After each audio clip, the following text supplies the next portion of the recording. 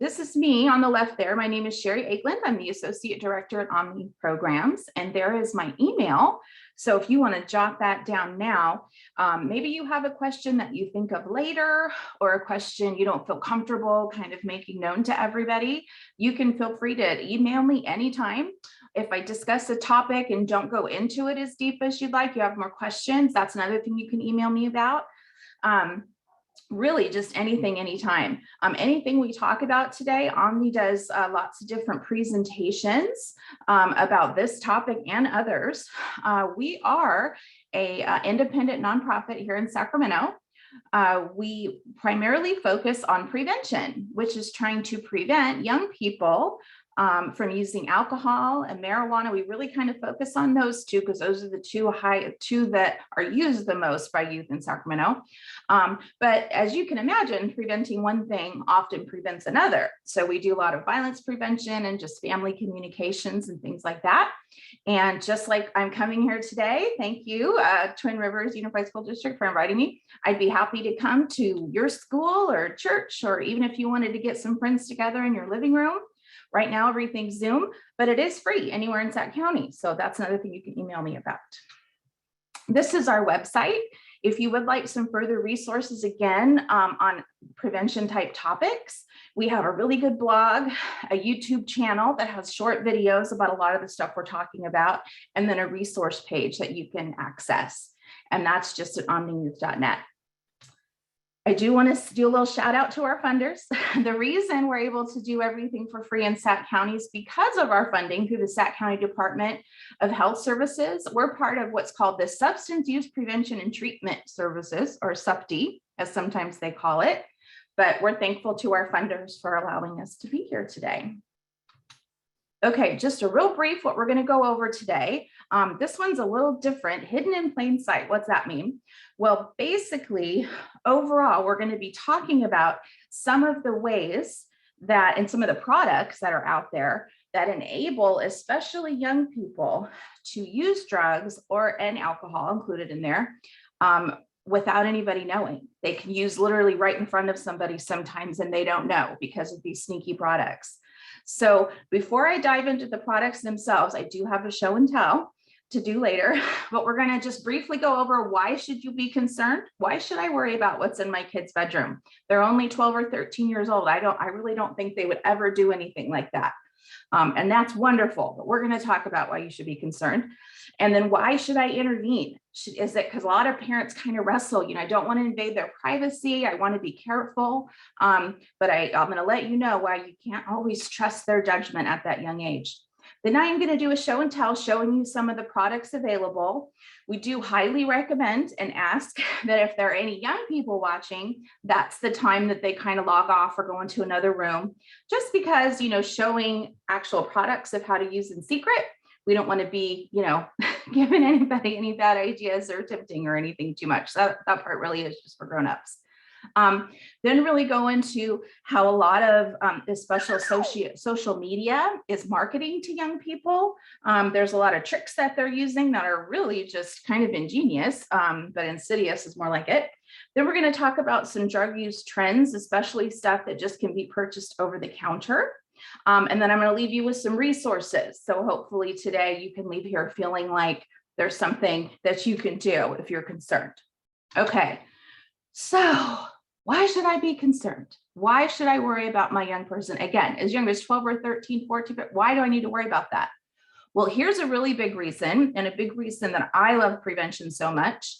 Lots of different studies basically show that when a person is addicted as an adult, even later in life, in their 20s, 30s, 40s, that addiction actually took root in their teen years.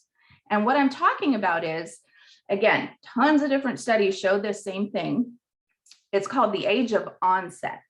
But basically, that means if somebody uses for the first time before they're 21 years old, their chances of being addicted later in life are anywhere from like 40% to 80%, depending on the drug and how often. But if that same person waits to use for the first time till after they're 21, their chance of dealing with addiction as an adult goes down to like under 10%. Now, I'm careful not to tell young people that doesn't mean, hey, when I'm 21, Sherry said I can go crazy and do everything I want. That's not what it means, but it does mean as adults, especially, and as a community, if we can help our young people avoid any kind of substance like that, any kind of mind altering substance until after they're 21, their chances at having a future that isn't troubled by addiction is much greater. There's another study that actually shows, there's a couple studies that show this, 9 out of 10 people with addiction issues, so that they basically pulled all the people that are in recovery houses all over the country. 9 out of 10 of them started using even before they were 18. So that kind of even takes it a step further. I'm showing this slide. These are a couple of different studies, and mostly what I want you to notice here in both of them is the huge jump in use, no matter what the substance is, whether it's alcohol there in blue, tobacco kind of in light brown, or marijuana in the burgundy kind of color. No matter what substance it is, do you notice the huge jump that happens from like 12 to 17? That's a big jump in use, right? So these are the kind of years that we kind of call the sweet spot in prevention, where you want to be really extra careful and watching out for our young people. What you're looking at over here, again, what I want you to notice is the use rate. This is daily marijuana use and past use marijuana use, but 8th grade is here in green, and 12th grade on both are here in blue. And again, you can see the huge jump in use from 8th grade to 12th grade. So that's why even as young as 10, 11, 12 is a good time to kind of start talking about this. So why should I worry, right? It's just a little pot. I smoked pot when I was younger. You know, what's the big deal if my kid does? And, you know, alcohol, they're just watch any movie or anything out there. Kids are going to drink. It's what they're going to do. Why should I worry about that? Well, I'm going to go over a few things to consider of why we think it's important to worry about those substances, especially. But here's another thing that to really keep in mind. Remember how we said there's that huge jump in use between like 12 and 17, and that the chances of addiction are less if you're under 21? Well, this is why. Our brains keep growing until we are 25 years old. We used to think, science used to think that when our bodies were done growing, our brains were done. That's not what happens. Our brains keep going. And there's this lovely part of the front of our brain called the prefrontal cortex, which sounds very sciencey, I know, but these are some of the things that the prefrontal cortex does. And the prefrontal cortex in the teen years is growing really rapidly. And what does it do? Well, it does things like kind of, if I really feel like doing something, but it's not appropriate to do it now, should I do it or should I not? That's called impulse control. And well, let's see, if I make this choice, this is probably going to happen. And if I make that choice, that's probably going to happen. Which should I choose? So that's basically future, like predictions. That part isn't developed yet. So you can see, especially when it comes to choosing to use alcohol and other drugs, that's really hard for young people to do on their own. Their brains are not developed to the point yet where they can really adequately make those choices. So a lot of times I tell parents, when you ask your teen, especially after doing something that just seems you can't believe they did it, you ask them, why did you do that? And oftentimes they'll say, I don't know. And they're not lying. They really don't know. A lot of times choices are made because they're teenagers and their brain isn't giving them the tools to make those right choices yet. Now, this isn't an excuse for sure, but it is something to consider, especially as adults and community members that are working with and raising young people. So another way to kind of say that is the teenage brain is like a Mack truck barreling down the highway, but it has the brakes of a bicycle, meaning that the whole pleasure center of the brain that says, yay, let's try that. Ooh, that's fun. Ooh, that looks like a lot. Let me do that. Let me do that. That part of the brain is growing rapidly when they're teens. But again, the part that's responsible for controlling some of that and making good decisions is not developed. That's the bicycle brakes part. The other thing is that their limbic system, which is the part that basically kind of tells them, hey, yay, good job. You did a good job. Or, you drank water on a hot day. I like that. The brain kind of does that. It's very sensitive to something called dopamine. Dopamine is one of the main things that's triggered by alcohol and other drug use. But the teenagers especially have a brain that's very sensitive to dopamine. And so basically what happens is over time, if a drug or another or alcohol or anything is used over and over, it basically teaches the brain to seek that because it is so much more dopamine than doing something like scoring a goal in soccer or eating something when you're hungry. That does dopamine too. But the first time a young person uses alcohol or drugs, their brain is just so flooded with dopamine, it gets kind of confused. And so it says, hey, forget the eating and the drinking, give me that drug, that's better. And that's kind of how addiction can take hold. And the last thing, talking about the teen brain, those of you that have ever pruned like rose bushes or do any kind of tree trimming, the teenage years are something called a use it or lose it time within brain development. And what that means is their brains are growing really fast by usually about 11 for girls and 12 for boys. And they're trying to form all these different connections, almost like different highways that are being made all across the city, if you can imagine. Well, if there's highways that are being made and no one uses the highway, right? Eventually the city's going to stop taking care of it. It's going to close down. The one that's used more is the one that's going to kind of grow and it's going to be kind of taken care of. It's the same thing with our connections. Those things that are reinforced will be strengthened. That's how we learn like language and things like that. But stuff that isn't used is going to die out. It's going to get pruned, kind of like this tree here. So another way of saying it, if a teen is doing something like schoolwork or music or sports, those are the branches that are going to get reinforced and grow strong. But if they're doing things instead, like laying on the couch only, playing video games only, and I'll add on here, doing drugs, those are the highways that are the branches that are going to get strengthened. So that's why they really need us as adults to come in and make sure we're watching out for some of the decisions they make. And remember I said before I was going to talk about, why do I need to worry about marijuana? Why do I need to worry about alcohol? It's not a big deal. Everybody does it when they're young. Well, if you were somebody who was a parent and you did smoke a little marijuana here and there back in the day, please know that the marijuana today is completely different than the marijuana of yesterday. Just like the two things in front of you now are automobiles. They're very different automobiles. And what am I talking about? Specifically, I'm talking about the level of THC that is in marijuana today. Now, THC is the part of marijuana that gets you high, right? The CBD that you can sometimes find in the vitamin aisle doesn't get you high at all. So it's the THC in terms of brain development that we're most worried about. So naturally growing just in the rainforest and back in the day in the 60s and 70s, the THC was about 1 to 3%.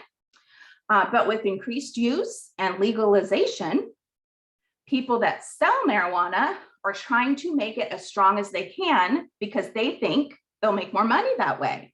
So whereas even back in the 80s and 2000s, THC would get up to as much as 5%, today, most average in the dry form, which would be smoked like a cigarette in a joint, is like up to 30%.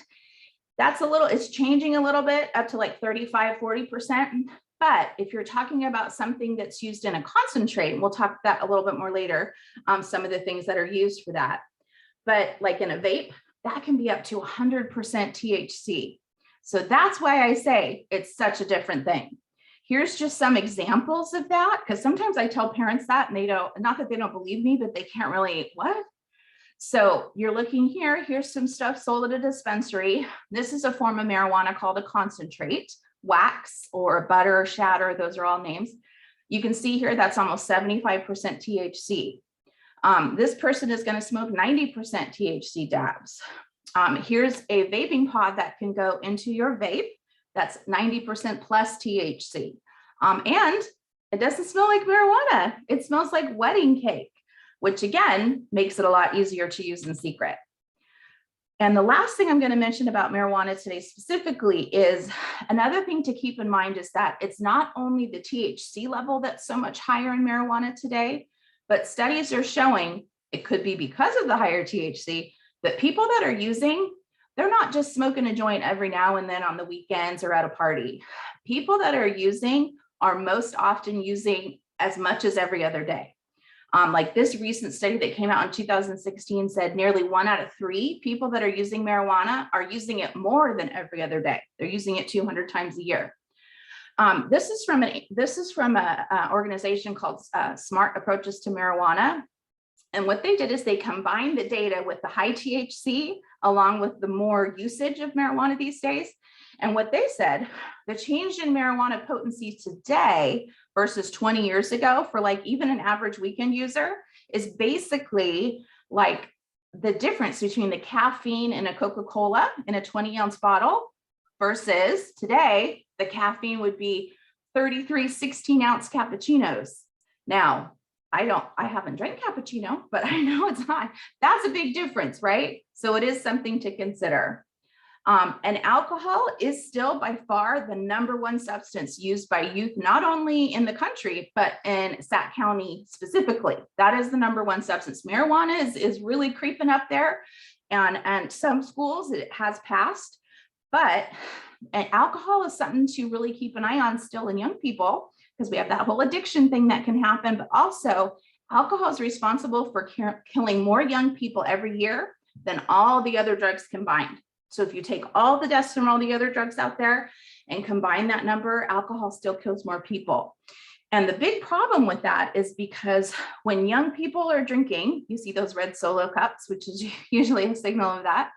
But when young people are drinking 9 out of 10 times when they drink, 90% of the time, they're binge drinking, which means they're drinking a lot. They're drinking enough to get really, really drunk. And binge drinking, especially on those young brains, has some really, really bad outcomes. Things like getting in fights, attempting suicide, drinking and driving is a really big one. That's why the death rate is so high. Getting arrested, going to the ER, not using protection when they're having sex. All of those things are much more likely with binge drinking. Another thing that I really wanted to talk about, and then we're going to get into the show and tell. A lot of you have probably heard this in the news a lot, the whole fentanyl thing. It can be a little bit confusing what exactly that means.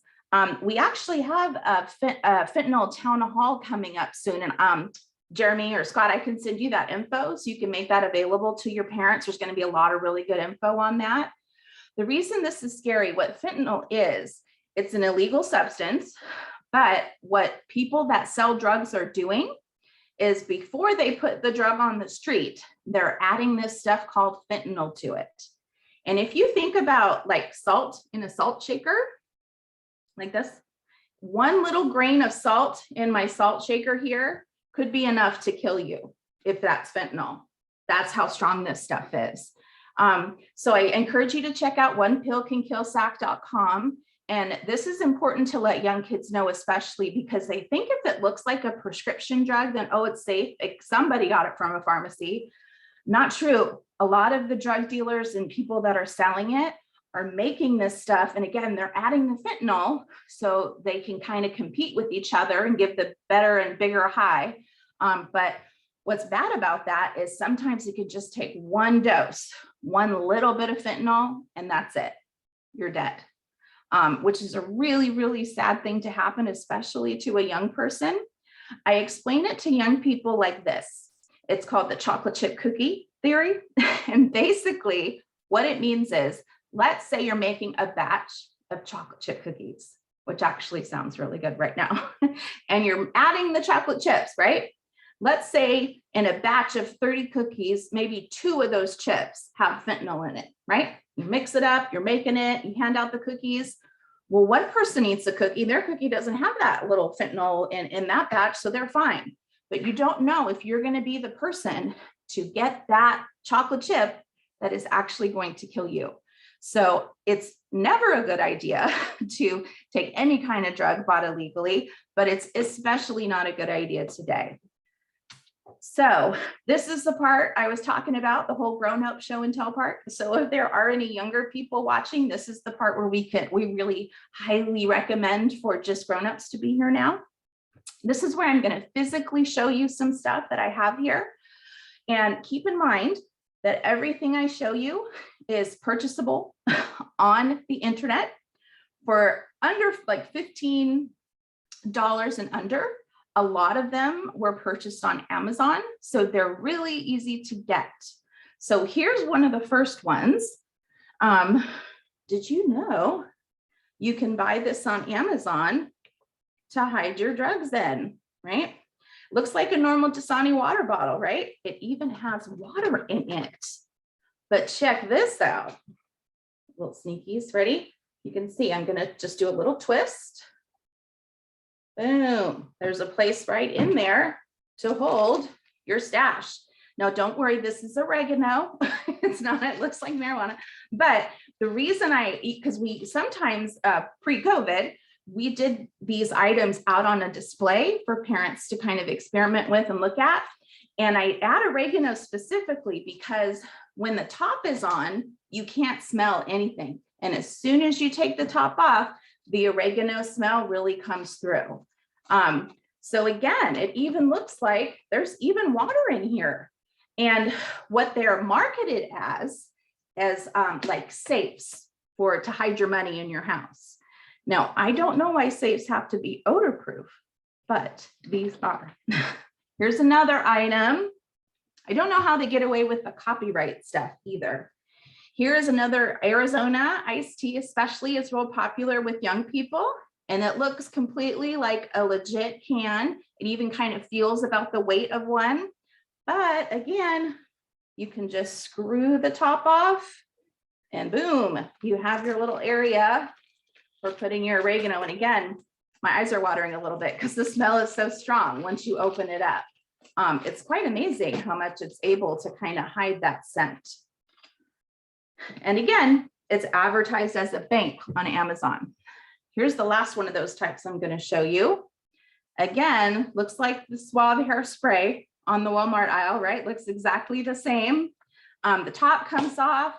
You can push this, nothing comes out, but it actually looks like, oh, it's just out of hairspray, you know, because you can push on it like normal. But this one has a tricky little bottom in it. Again, totally odor proof, and you can really smell it once you open it. But these are all things if a parent was just walking around their kid's room and saw this or this sitting on the desk, you wouldn't think much of it. So it's important to know these are out here. There's also some stuff that kids can even, you know, really take to school with them to hide stuff. Here is a normal looking, it feels normal the same way like a brush that you use to brush your hair, totally normal looking, but it's got a little false bottom in here. And you can hide all kinds of stuff in here, like there's pills in here. And you can tell I've never rolled a joint before because that's really bad, but you can put a joint in there if you wanted to. And again, the oregano, you can smell it once you open it up. But again, if that's in a backpack or, you know, just hanging out in a kid's room, nobody's going to know that's anything to worry about. Here's another one that's like that. I'm the gum chewer, chew gum a lot. And if you can listen, kind of sounds normal, right? Looks normal on each side. You open that up. And then there's your place to hide your whatever you want to hide. And especially with the fentanyl stuff, the fake pills, whether they think they're having Adderall or anything like that, is something to really be concerned about. Now I'm going to move a little bit into actual vapes that are undercover. So I know what's real popular now are like Fitbit watches, right? Or Apple watches, or if you have Samsung or something. Well, this looks like a real watch. You can put it on, you wear it. It even comes with the USB charger, and it tells the time and it tells the date. And all you have to do, there's a little button right here, and you push it and it pops out, and there's your vape. This is the part where you put your mouth to inhale and then you exhale. In here is the part where I won't take it apart because it kind of makes a mess, but if you take this part off, that's where you can put those little vape cartridges I was showing you earlier that have like 90% THC will fit right in there. So a kid can literally have this in class, and especially if it smells like wedding cake or something like that, they can even use it in class, and a teacher might not even know that marijuana is being consumed right in their class. Here's another little fashionable. My daughter really likes these kind of friendship or, personally made bracelets. So here's one, and again, it was bought like this. I didn't turn it into this. You just unscrew like that. And then what it's made to do is you put the dry form of marijuana right here. You light it with a lighter. And this is the part you inhale it, what they call a pipe, like a marijuana pipe. And then when you're done, you just pop it right back on your wrist. And nobody is the wiser. This is another pipe or bong, but this is really a pipe. It looks just like lipstick, right? You can have this in your purse or anywhere else. But if you, I did the wrong side. If you take the lid off, it even looks like it. But what you have here again is a place to put your dry marijuana, and then a place to inhale right there on the end. It's hard to see, but there's like a hole right there where you can light and inhale. Pretty sneaky stuff. I think this one was actually bought on Wish for like $5 or something like that. That one was pretty cheap. The last one I'm going to show you in person here is, this looks like my daughter has one of these for school. It's like a mini mouse for her laptop when she's at school. But you guys are getting smart now. You know this is a vape probably now, right? It absolutely is. You can charge it. And all you have to do, it's pretty simple, is you take that part out. That's the part there that's charged. And you can take the lid off of it.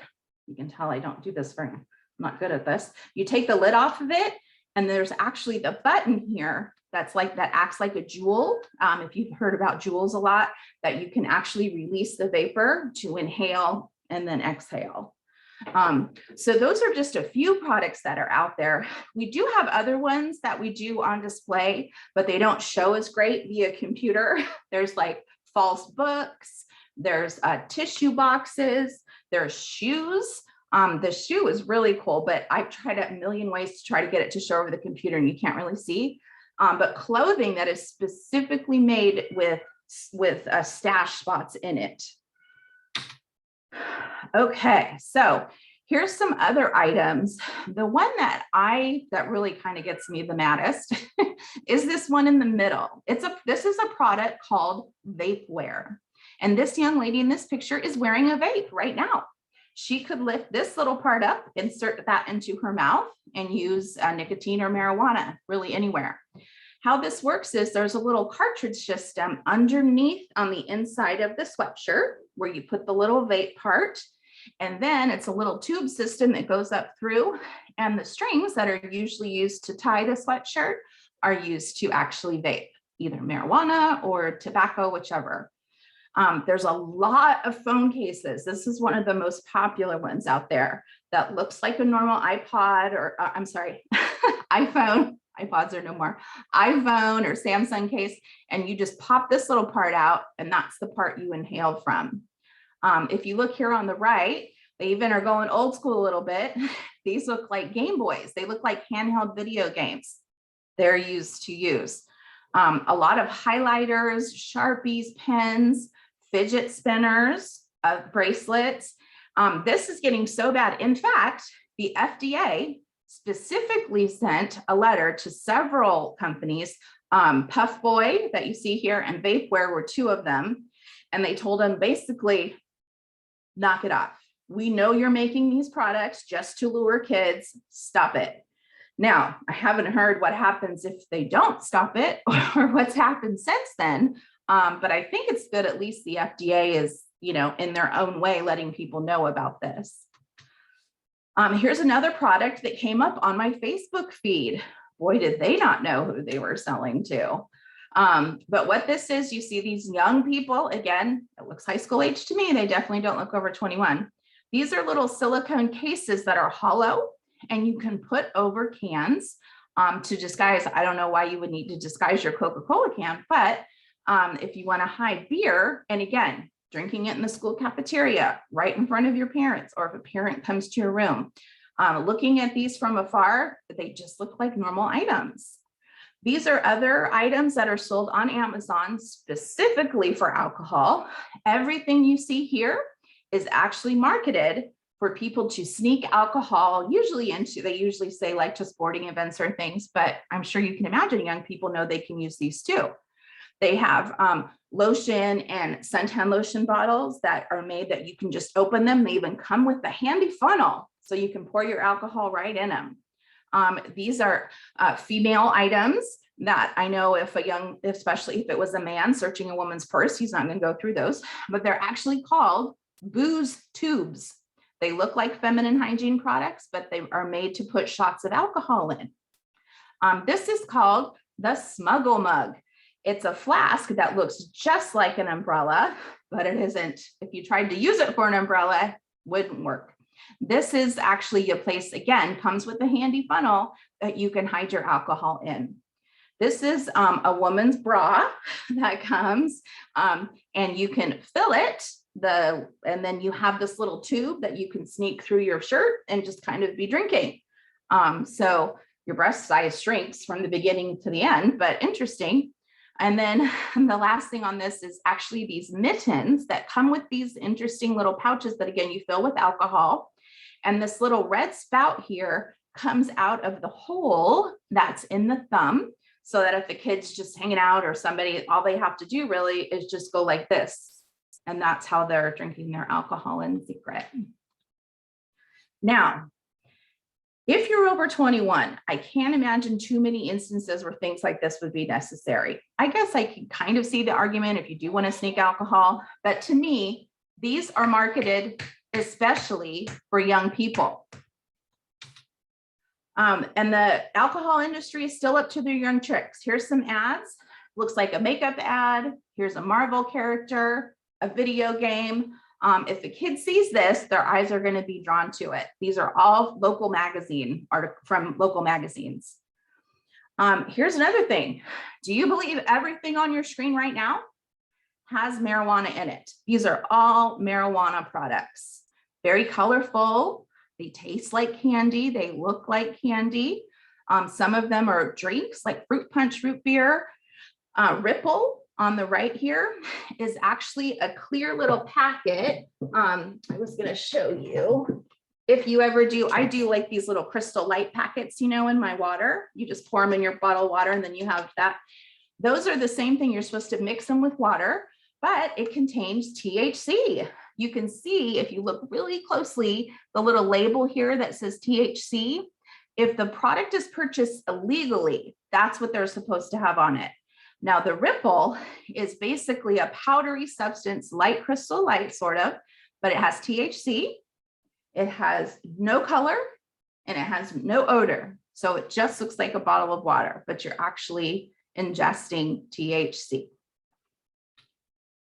I'm going to get in a little bit now to the marketing, because I know a lot of people think, you know, well, I don't think my kid is exposed to any, you know, marijuana or anything like that, especially any kind of ads, because marijuana companies aren't allowed to advertise, you know, on the radio or on TV, or actually, I guess on the radio, I think they are actually, sorry, no TV ads, no magazine, things like that.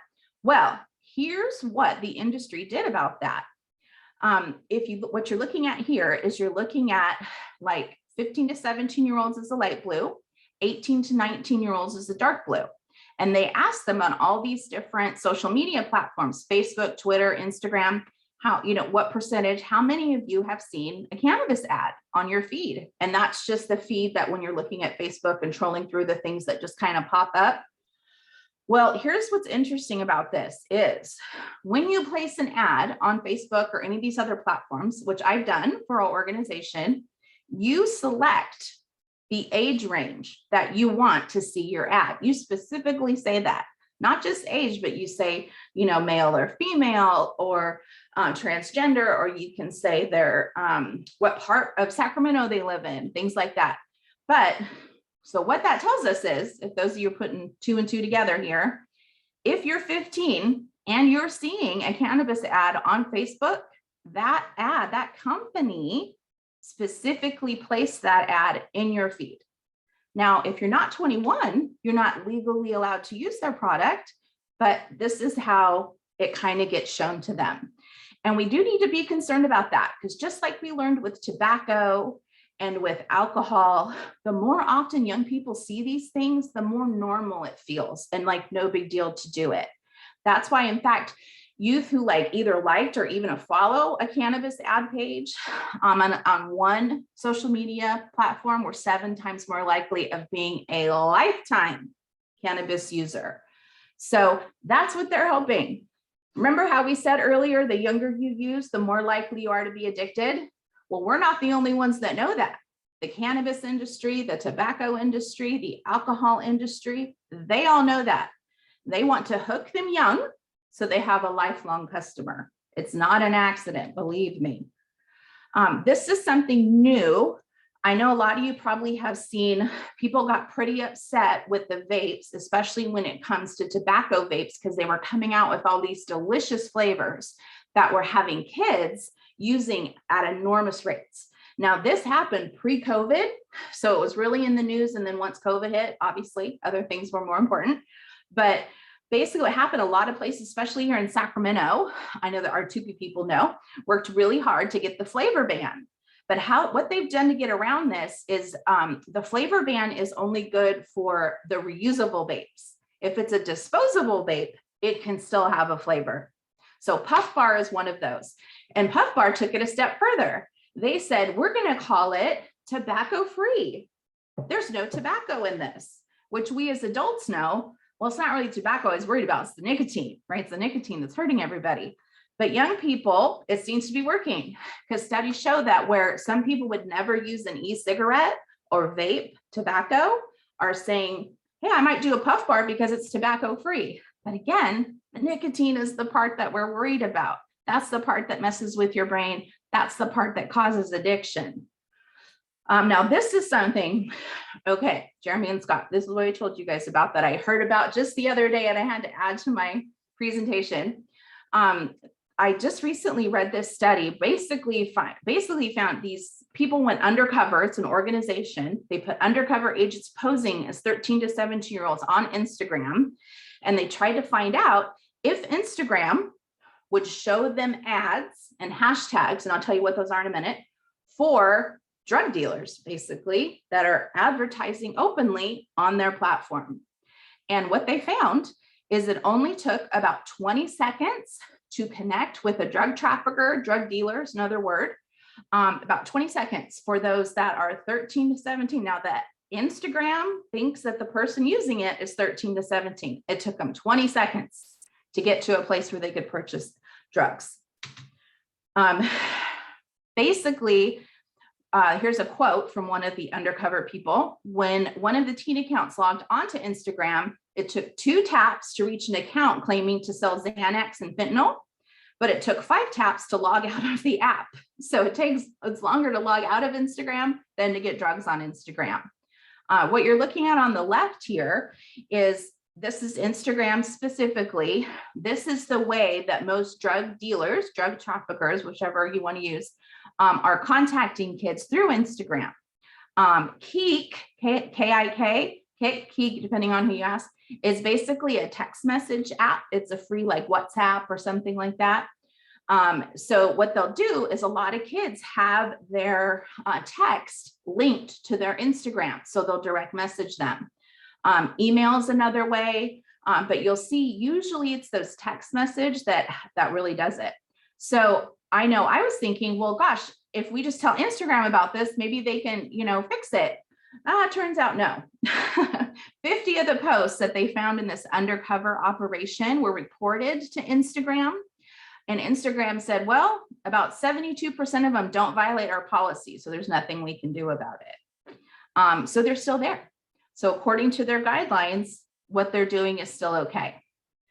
What you're looking at here, if you look on the left, these are the most popular drug items that are sold on Instagram. 82, marijuana is still number 1, whether it's in dry form or vape form. If you look to the left here, the 58%, I'll tell you a little bit more about this later, but this basically is cough syrup that you get through a prescription because it has codeine in it. And they call it lean or Sprite, or purple is another term for it. I was like surprised to see how popular this one was, because if you look over here on the right-hand side, what you're looking at is the bigger the word is, the more often it was used as a hashtag. And a hashtag is basically a way to follow a conversation or a way to follow a topic. A hashtag is like, if it's like almost like an internet search. If I want to search for drug dealers, but you go hashtag activist, which is again, that cough syrup with codeine, hashtag Xanax. These are in terms of the drug terms, the bigger the word is, the more often you can see a lot of the big ones like lean team. That is the codeine cough syrup again. Activist, lean, again, perp, those are all. Xanax is another one, syrup, Kush is marijuana. So these are all basically what's happening is Instagram, the hashtags that advertise this stuff are going into the feeds of those 12 to 17-year-olds. That's what the undercover people found out. Here's some examples of that. These are straight from Instagram. I got 2 ounces of this red lean, which again is that cough syrup with codeine. Who wants it? And here's one of the undercover people was actually able to follow the UPS delivering, just like if you were to order Amazon. And here's the nice, it looks like a friendly, oops, went too far. Looks like a friendly advertisement. Email me today. I would love to choose one person for a free sample. This looks like the ads that I look at for, shoes or something. And here's some text interactions that they actually had with the drug dealers. What you notice here on the left, the green is the undercover person and the white is the drug dealer. And we take payment through Western Union wire transfer. And actually, you got payment soon. I can ship it out today. So people are asking, how are they paying for it? A lot of it is through like Venmo or like Western Union wire transfers. Bitcoin is another thing, which I won't even try to describe because I don't even really know what that is, but it's an electronic form of money, basically. And then you can see here, check this out. This person pretended like, I'm not really sure I want to purchase. Well, check out the drug dealer, checking in with them every now and then. Hey, that's cool. And then the next day, hey, if you want to just get like an eighth, which is like usually an eighth of marijuana, eighth of a gram or an ounce for $50, just to try it. Do you want to do that? And they didn't answer. The next day, hey, we're shipping out Monday. Get your order in, right? So they're persistent. It's just like one of those multi-level marketing things like, Mary Kay or Pamper Chef is kind of what it reminded me of. This is actually a video that came straight from TikTok where somebody is advertising, hey, I can send you vapes, which is what's in right here in the second little picture. I didn't want to show the video because the music that's playing in the background is very inappropriate, lots of bad words. But basically, these are just screenshots of the video. What they're advertised here is, hey, I'm going to send you something that looks like this. See, look, it's got the lip gloss, it's got the nail file and a headband. But inside, what they're doing right here is they roll up the vape, don't know if it's tobacco or THC, and they cover it up. And then look, they cover it with candy. So even if a parent were to open this or a kid were to get it in front of a parent, they wouldn't necessarily know. Here's another one doing the same thing. They're advertising, hey, our sleep sack, or I think it was something like that. But they roll it up and they put it in one of these cute little flamingo slippers and put some little eye masks and, things like lavender lotion in there. And again, you think it's just something harmless. And they're finding more and more that not only is it a concern that they're doing that, but they're selling the items in such high quantities, like in such bulk. What you're looking at here is a cannabis or THC infused candies that were sold using TikTok and Instagram. And a lot of times the problem with bulk is like this study said they found several deliveries that was enough to get 100 kids high. And the other thing they found is a lot of kids are getting arrested and having this, really affect their future because they think, oh, it's no big deal. It's like candy. Well, even if and marijuana is legal, so what's the big deal? So it's important to let people know you have to be 21 to legally use marijuana recreationally in California. And even if you are 21, it's not legal to sell marijuana products or anything like that, except in a licensed dispensary. So bringing things like this to school and selling them, you're still the drug dealer technically with that. I'm going to go real quick into some over-the-counter drug abuse trends. So in case you see some of these products sort of laying around the room, you kind of know what they are. There's a really good trainer called the Tall Cop, and I'm going to be quoting him a lot. That's his name. That's not like my nickname for him or anything. That's what his tagline is. And he does a lot of these trainings just nationwide about the latest stuff. But here's one that's really popular with young people, unfortunately. It's Benadryl, which you can see, again, just on the counter at any drugstore, Walmart, Raley's, whatever. It's a nasal decongestant that you use, but it has a high that's like similar to meth. So it's like a stimulant. So a lot of times what they do is they remove the liquid and then soak the liquid into a cotton ball and then swallow the cotton ball, like with water or something, and they can feel that high. And there's currently no restrictions on buying this. I don't know if anybody remember back in the day when meth really hit hard, they really restricted like Sudafed and drugs like that, right? Because they found that that's what people were using to make it. Well, so far we haven't caught on to this one. This is the promethazine syrup that I was talking about earlier that seems to be so popular on Instagram.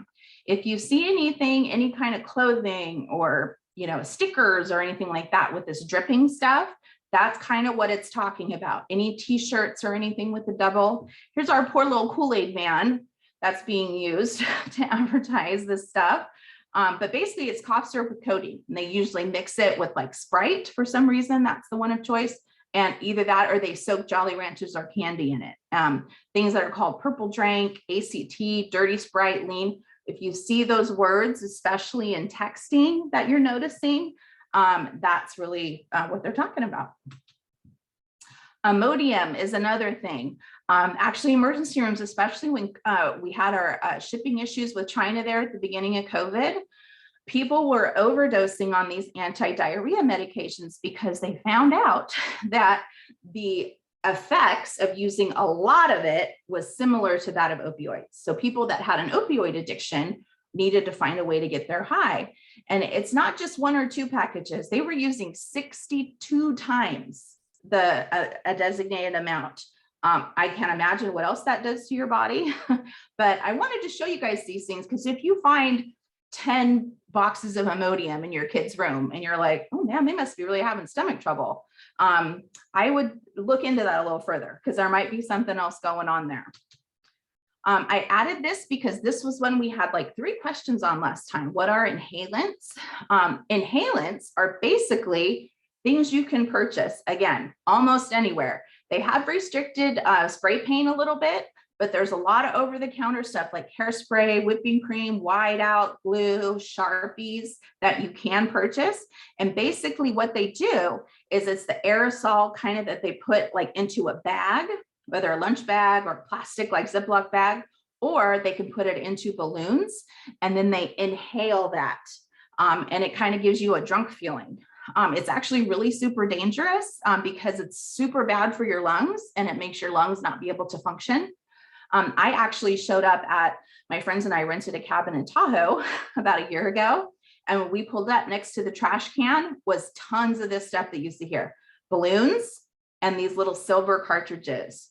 And I said, oh my gosh, they were using it. And my friends are like, what is that? And I go, oh, those are inhalants. That's drugs. And they're like, what? Basically what these are, you can purchase these silver things at restaurant supply stores because restaurants use them to do their whipped cream when they have the huge bottles of whipped cream that they're using on their desserts and other things.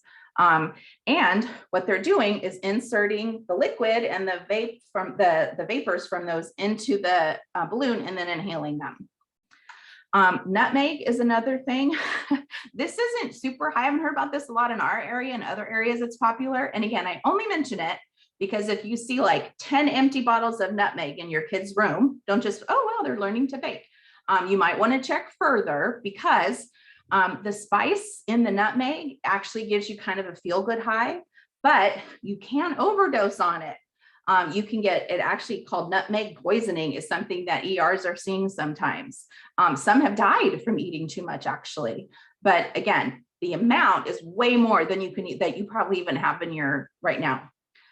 Motion sickness pills, again, those are over the counter. Young people are using those because they kind of have the same as like a hallucinogen or LSD or something. You have to take a lot of it again to get that high. But if you see, again, a lot of empty containers of motion sickness pills or things like that, patches, you know, your kid's wearing 5 motion sickness patches, something's probably going on there. Here's some other, I just wanted to make sure that parents know all these shirts that you're seeing here, these are all talking about that high concentrate marijuana that we've been talking about.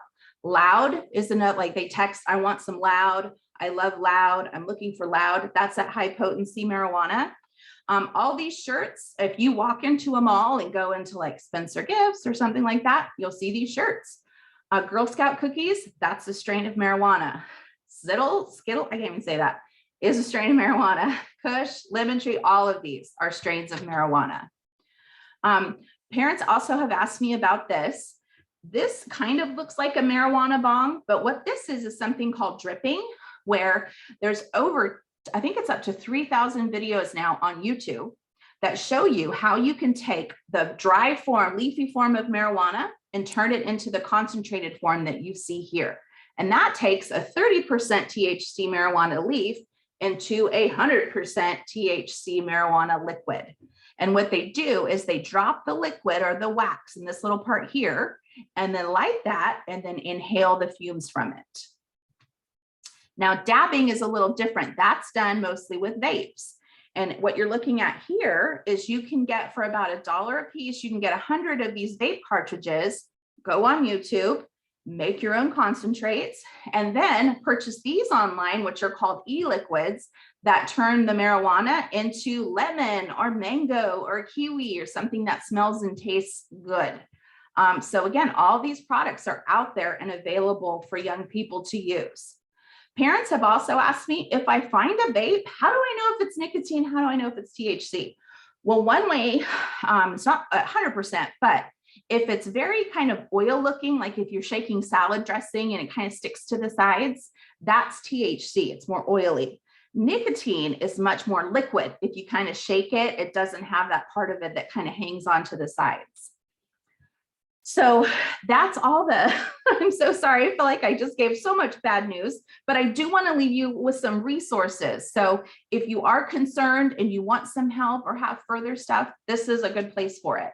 I highly suggest having some kind of app on your phone that is monitoring what social media activity your teen is having on their phone. Bark is one of the most popular.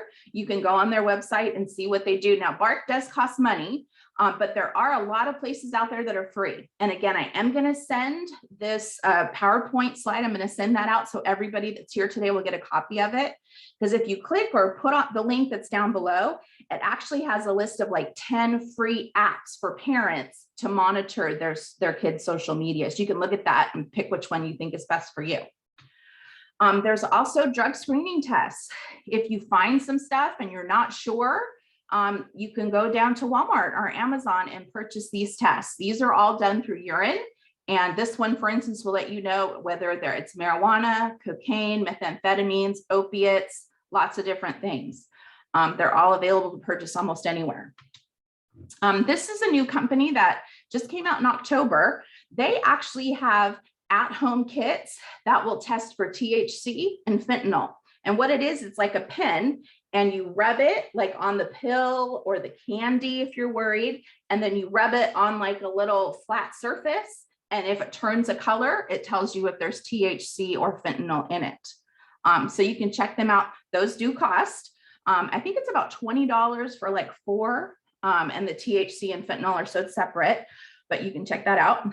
We always recommended Omni if you do have opioids, because some people do need opioids. It's like the only way they can get through with their medical issue. So we highly recommend locking them up. And if you have alcohol around the house, we have a few of these hanging around Omni that we wouldn't mind sharing. If anybody wants to email me, we can talk about maybe a way to get you one. But basically these are locks that you just put on, kind of like when you go buy it, like at Walgreens, sometimes it has this on there and the guy at the cash register has to unlock it. It's just, you can have those for your house too. But if you do want to talk, if you do think, okay, I found some stuff, I'm pretty sure my kid might be experimenting, or maybe one of his friends is, or something's going on. What do? I'd be happy to come back, inviting myself, and talk about how you intervene. But just briefly, you want to make sure you pick the right time. If your kid comes home drunk or high, don't talk then, because somebody drunk or high isn't going to have it's not going to be a really productive conversation. You want to voice your suspicion without yelling or, condemning them. It's the behavior that you want to focus on and not them as a person. You want to be specific. Hey, I found like 20 boxes of Imodium in your room, and I heard that Imodium is like an opioid. What's going on? We have 20 boxes of, what's going on there? Like, specifically say, be prepared for strong react. How dare you? You're snooping on me. You don't trust me. But, don't take the bait. Don't let them change the conversation. Stay calm and let them know, again, even if they deny it and it doesn't go anywhere, use that time to say, well, just so you know, it's very important to me that you do not drink alcohol, that you do not use marijuana. Here's what I expect from you. And then lastly, please don't be afraid to get help. Oh man, every day I feel like reaching out to somebody helping me with my parenting. And I've been doing this for a long time. So I sent this form to Alberto, and I think he can send that out. But what you're looking at here, these are a bunch of programs available. Now, these are behavioral health focused, so like kind of mental health and residential treatment, things like that through Sac County.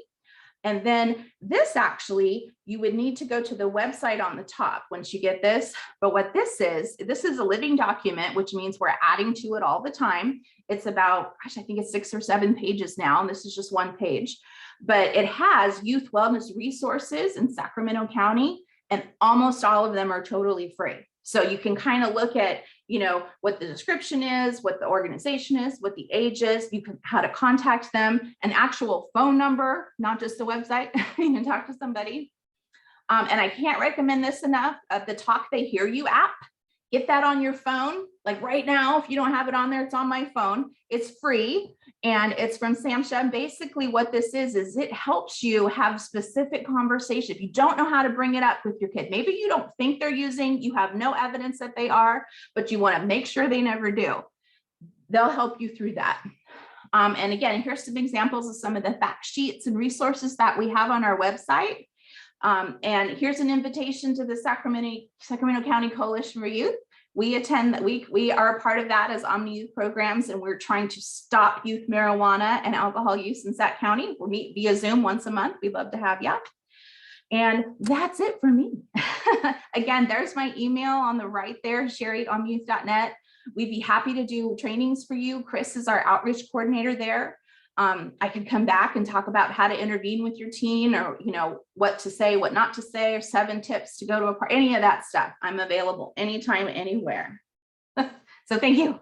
Did I make it? I think I made it to 5. Did I do it right? I think I did it. Thank you, Sherry. Yeah, that was a lot of great information. And I know we had some questions regarding some of our programs.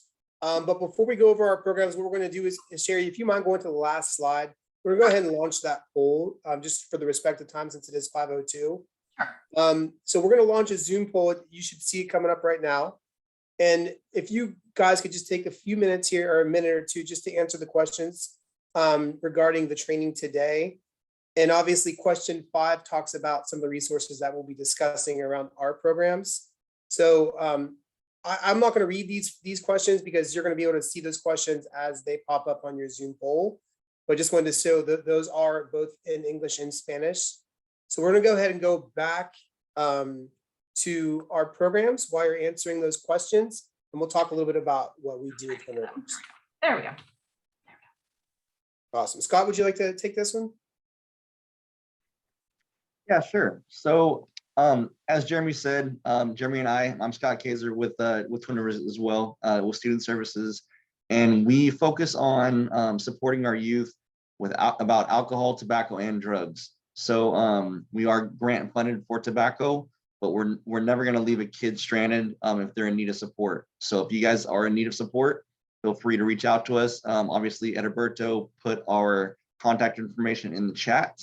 But just to talk about some of the things that we offer in the district, we have prevention curriculum. First and foremost, we try to get the information and education out to our youth. And we have resources for the 6th graders, 7th and 8th graders, and then 9th through 12th graders. So we start at 6th because students are starting younger, our youth are starting younger. So we're trying to get that information out to them about new trends, about the harm and effects. We also have youth development opportunities for youth, to where youth can do outreach to other youth or to their peers about alcohol, tobacco, and drugs, and try and prevent that from happening. We obviously have family and community engagement, which we're doing this on this platform, trying to reach out to you guys to support you guys in how to identify the signs, understand the harm and effects, and understand the resources that we provide as a district and outside of the district as well. We have intervention opportunities for youth. So let's say that students are identified as users.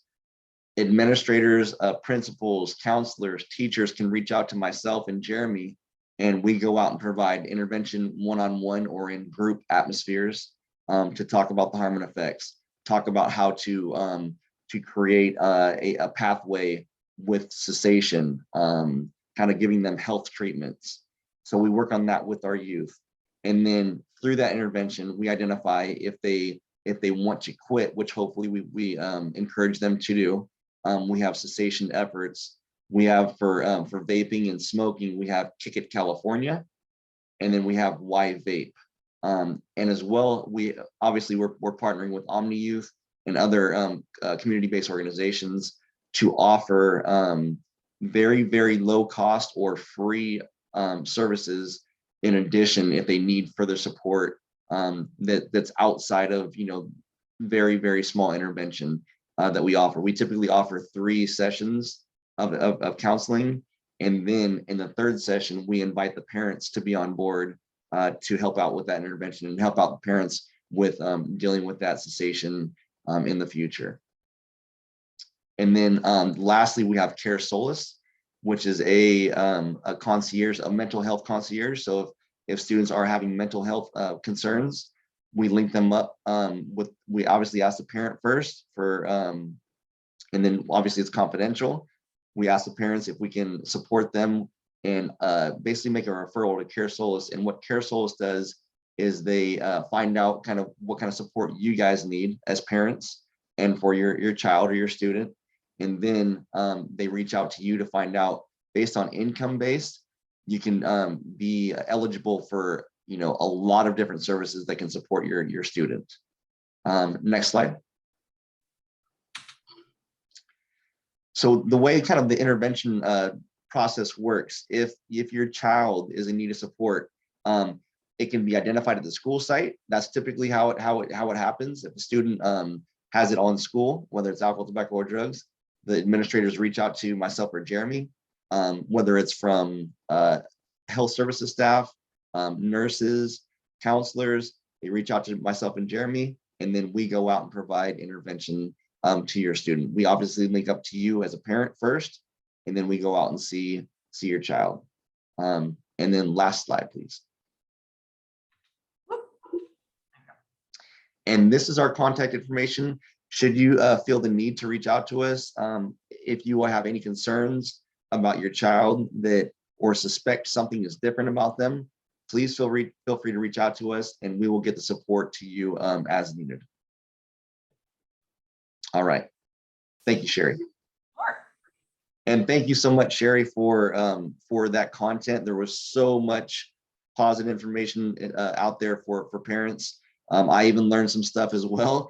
So there's a lot of positive information. So if you guys have any questions, we would like to offer a little bit of time. If you would like to leave, you can do so. But we would like to offer a little bit of time for questions and answers for myself, for Sherry, or for Jeremy.